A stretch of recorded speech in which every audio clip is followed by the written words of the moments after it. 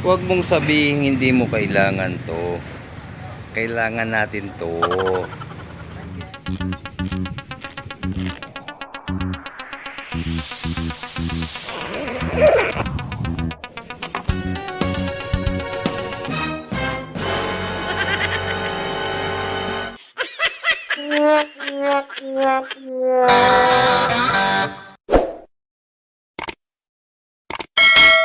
Okay, bumili na rin po tayo ng MDL bracket. Doon ilalagay sa front shock, sa gitna, sa ilalim ng ating sito.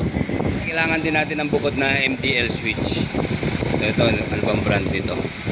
Hindi siya Domino eh, parang generic lang. MSL. So ito yung ating napili na mini driving light.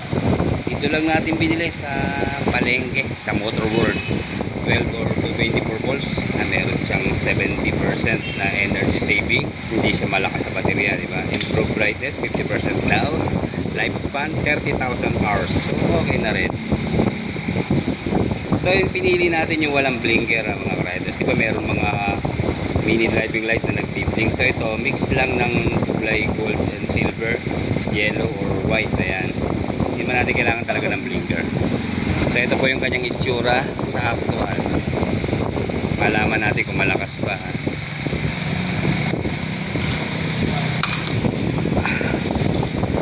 Siyempre test muna para sure.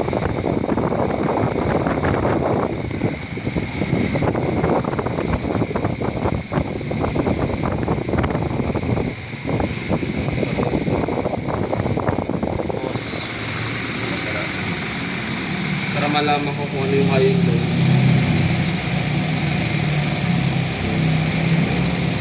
Ito dalawa.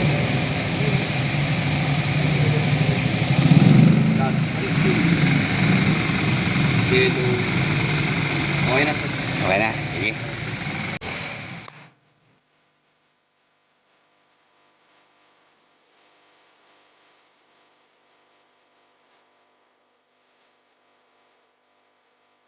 Ito po ay hindi mini driving light, flashlight lang po ito. Nakursunadahan lang natin yung mighty band dito. Pero tatanggalin na po natin yan. At yung totoo ng MDL ang ilalagay natin.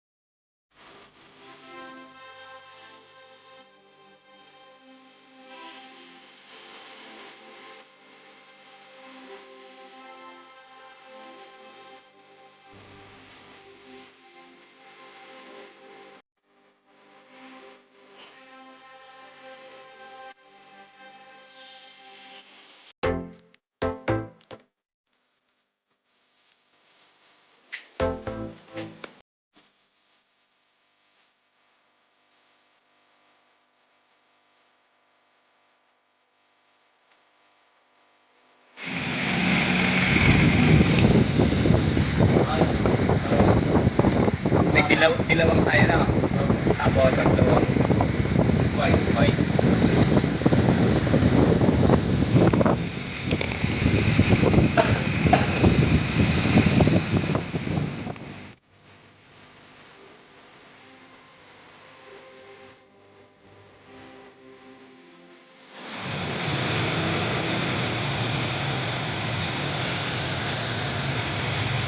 Oo, nakatumatama nga dito sa ano, medyo ba, i-ano natin siguro, yuko-yuko natin ng konti. Ayan, okay na, sa kalsada nakaturo. Okay na. Isa pa nga, pre. Sige,